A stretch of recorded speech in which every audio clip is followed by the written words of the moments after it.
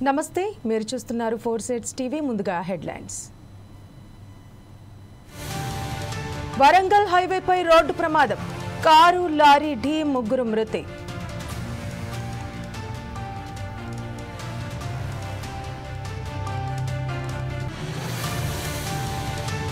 అరెట్ హాస్పిటల్పై SIT దాడులు, డైరెక్టర్ను విచారించిన బృందం.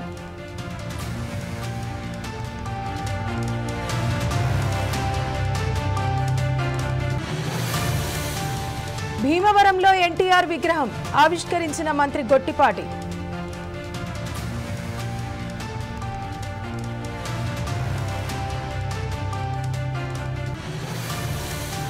శ్రీ సత్యసాయి జిల్లాలో నాటుసారా, స్థావరాలపై ఎక్సైజ్ శాఖ దాడులు.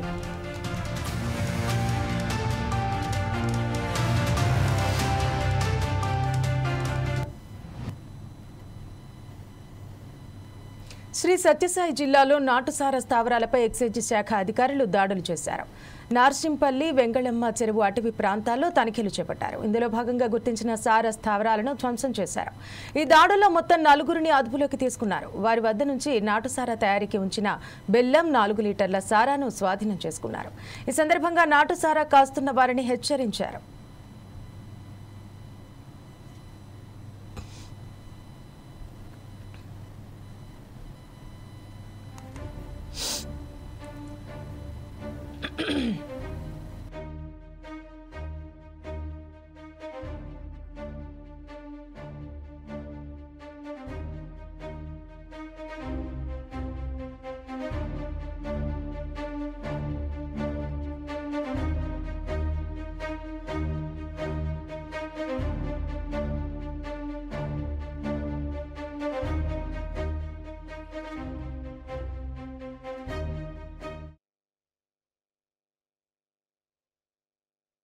అంబేద్కర్ జయంతి ఘనంగా జరిగింది. స్థానిక టీడీపీ పార్టీ కార్యాలయంలో ఈ వేడుకలు జరిగాయి.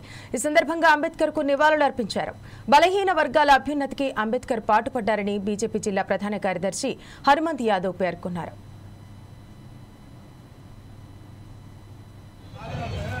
జీవిత చరిత్ర నేటి భారతీయ యువతకే కాకుండా ప్రపంచ యువతకి ఆదర్శం.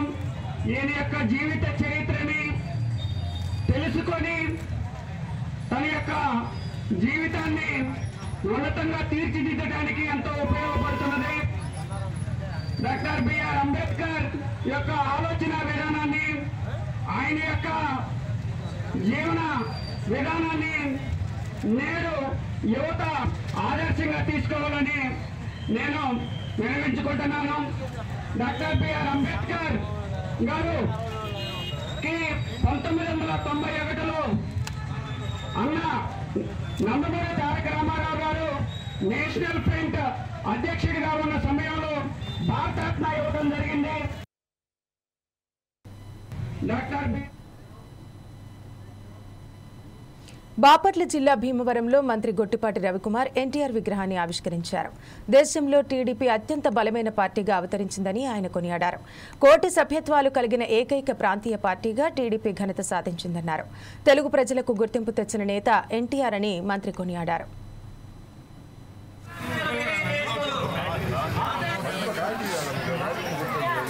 చాలా మంది తెలుగుదేశం పార్టీని దెబ్బకొట్టాలని చూశారు. 85లో ఒకసారి ఒక రూపంలో వచ్చి దెబ్బకొట్టాలని చూసి వాళ్ళు దెబ్బతినిపోయారు.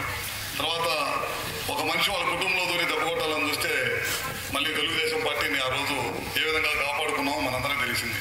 అదేవిధంగా మొన్న ఈ మధ్యకాలంలో గడిచిన 5 సంవత్సరాల్లో మన నాయకుడిని జైల్లో పెట్టి అవమానించి అసెంబ్లీలో తెలుగుదేశం పార్టీని దెబ్బకొట్టి కార్యకర్తల్ని కేసులు పెట్టి దెబ్బకొట్టాలని చూస్తే మళ్ళీ ఉవ్వెత్తన ఎగిసిపడి ఇవాళ ఎదురోడికి 11 సీట్లకి పరిమితం చేసిన పార్టీ ఏదైనా ఉందంటే అది తెలుగుదేశం పార్టీ. దేశం ఏ మూలకెళ్ళినా నేను తెలుగుదేశం పార్టీ మనిషిని, సభ్యుడిని అని చెప్పుకోవడానికి గర్వంగా ఫీల్ అవుతూ ఉంటారు తెలుగుదేశం పార్టీ కార్యకర్తలు. అది తెలుగుదేశం పార్టీ అంటే. అందుకే ఈ మధ్య చంద్రబాబు నాయుడు గారు ఎక్కడికి వచ్చినా సరే ప్రభుత్వ కార్యక్రమాలతో పాటు ఖచ్చితంగా తెలుగుదేశం పార్టీ నాయకుల్ని కలవాలి. కష్ట సమయాల్లో ఉన్నప్పుడు తెలుగుదేశం పార్టీని కార్యకర్తలే అండగా ఉండి తెలుగుదేశం పార్టీని మళ్ళీ అధికారంలోకి తీసుకొచ్చారనే ఉద్దేశంతో ప్రతిసారి కూడా ప్రతి కాన్స్టిట్యున్సీలో కూడా కార్యకర్తలతో మాట్లాడు. పల్నాడు జిల్లా నరసరావుపేటలో అంబేద్కర్ జయంతి వేడుకలు ఘనంగా జరిగాయి. గడియార స్తంభం సెంటర్లో అంబేద్కర్ విగ్రహానికి ఎంసీపీఐయు నివాళులర్పించింది. అంబేద్కర్ రాసిన రాజ్యాంగాన్ని పరిరక్షించాలని ఎంసీపీఐయు జిల్లా కార్యదర్శి రెడ్ బాషా తెలిపారు.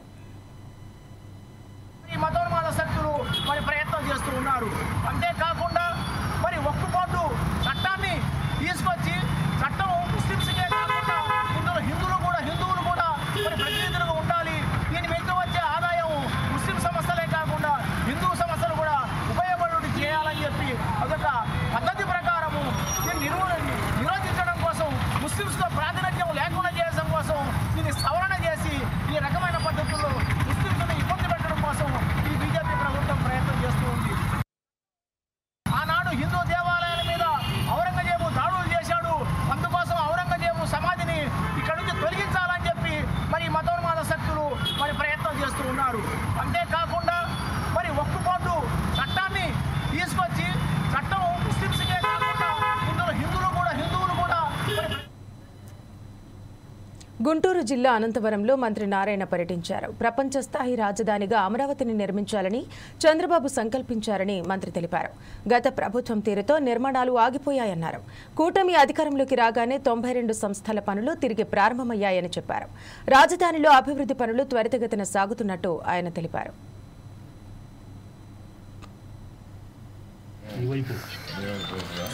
అంటే చర్యలు అంటూ ఏం లేదు. యాక్చువల్గా వాళ్ళకి పర్మిషన్ ఇచ్చాము. పర్మిషన్ మైన్స్ వాళ్ళు ఇచ్చారు. దాని మీద సిఆర్డీ వాళ్ళు యాక్చువల్గా దాన్ని యూటిలైజ్ చేసుకున్నారు.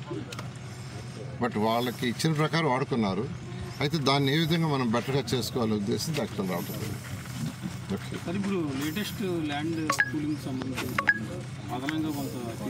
అంటే యాక్చువల్గా ఒక ఇంటర్నేషనల్ ఎయిర్పోర్ట్ కట్టాలనేది ముఖ్యమంత్రి గారి యొక్క ఆదేశం.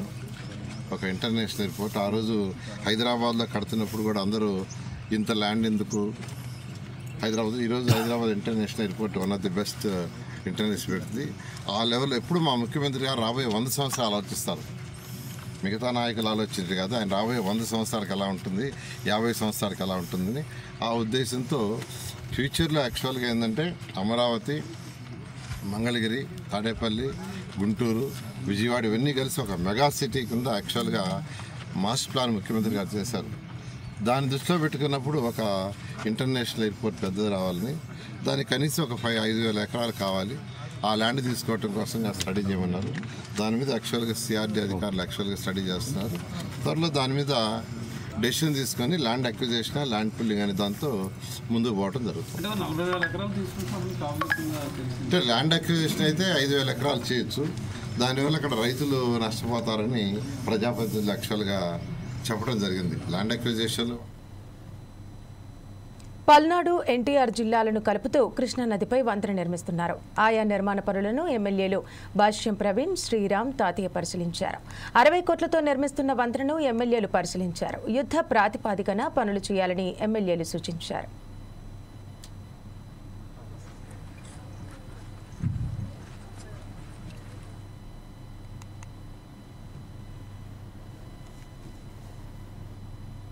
గుంటూరు జిల్లాలో ప్రతికూరపాడు, అదేవిధంగా జగ్గయ్యపేట, ఎన్టీఆర్ జిల్లా జగ్గయ్యపేట కాన్స్టిట్యూన్సీకి 2 కలుపుతూ అనుసంధానం చేస్తూ బ్రిడ్జి నేను ప్రత్యేకంగా నేను అదేవిధంగా భాష్యం ప్రవీణ్ ఎమ్మెల్యే గారు విజిట్ చేయడం వచ్చాం.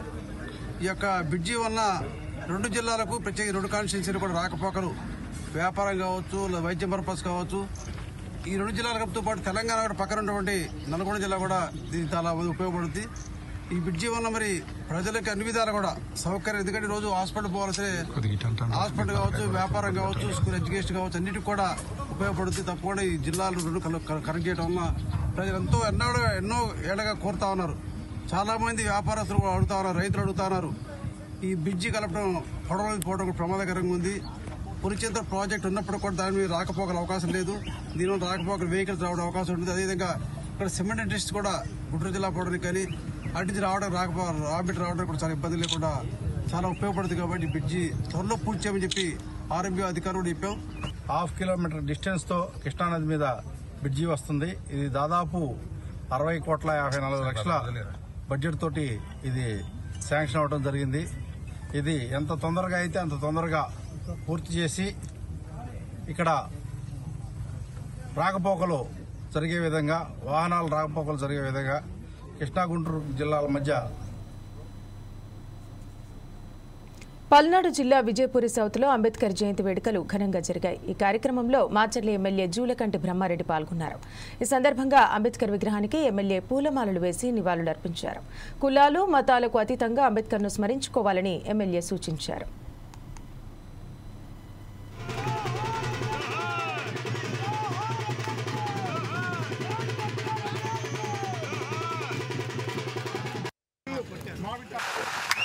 భారత రాజ్యాంగ నిర్మాత ఆయన ఎక్కడా కులాల గురించి మాట్లాడలే.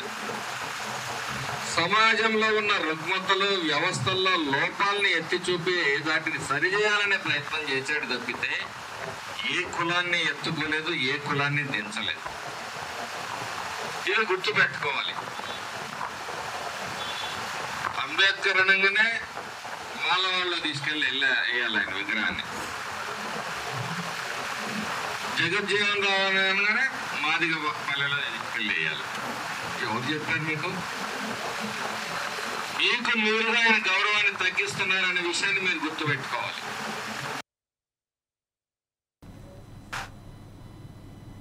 హైదరాబాద్ రాయదుర్గం అరెట్ హాస్పిటల్లో ఏపీ సిట్ పోలీసులు దాడులు చేశారు.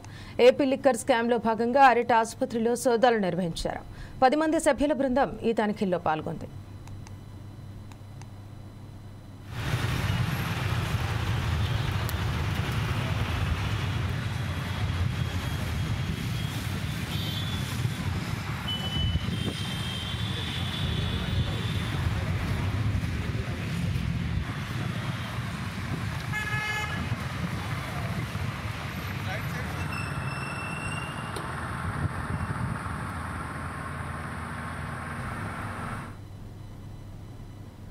మర్రి రాజశేఖర రెడ్డిపై కేసు నమోదైంది. మల్కాజ్గిరి ఎమ్మెల్యే మర్రి రాజశేఖర రెడ్డిపై యేసుబాబు అనే వ్యక్తి ఫిర్యాదుతో పోలీసులు చీటింగ్ కేసు నమోదు చేశారు. విజన్ ప్రాపర్టీ మేనేజ్మెంట్ సర్వీస్కు మర్రి రాజశేఖర రెడ్డి 20 లక్షల రూపాయలు ఇవ్వాల్సి ఉండగా ఇవ్వలేదని యేసుబాబు ఫిర్యాదు చేశాడు. దీంతో మర్రి రాజశేఖర రెడ్డిపై పోలీసులు చీటింగ్ కేసు నమోదు చేశారు. విజన్ ప్రాపర్టీ మేనేజ్మెంట్ సర్వీసు ద్వారా అరుంధతి హాస్పిటల్కు 40 మంది సిబ్బందిని కేటాయించానని యేసుబాబు అన్నారు. మొత్తం 50 లక్షల రూపాయలు ఇచ్చేందుకు రాజశేఖర రెడ్డి ఒప్పుకున్నాడని, పలు దఫాలుగా రాజశేఖర రెడ్డి 30 లక్షల రూపాయలు చెల్లించాడని చెప్పాడు. ఆ తర్వాత మిగిలిన డబ్బులు ఇవ్వాలని అడిగితే రాజశేఖర రెడ్డి స్పందించలేదని యేసుబాబు ఫిర్యాదు చేశాడు. డబ్బులు ఇవ్వడం లేదంటూ యేసుబాబు పోలీసులను ఆశ్రయించాడు. రాజశేఖర రెడ్డిపై బిఎన్ఎస్ చట్టం ప్రకారం చీటింగ్ కేసు నమోదు చేశారు.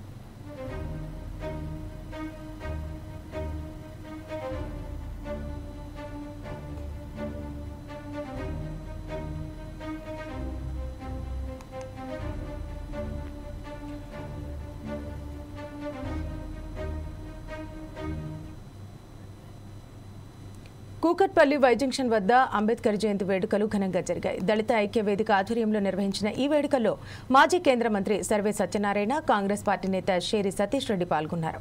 అనంతరం అంబేద్కర్ విగ్రహానికి పూలమాలలు వేసి నివాళులు అర్పించారు.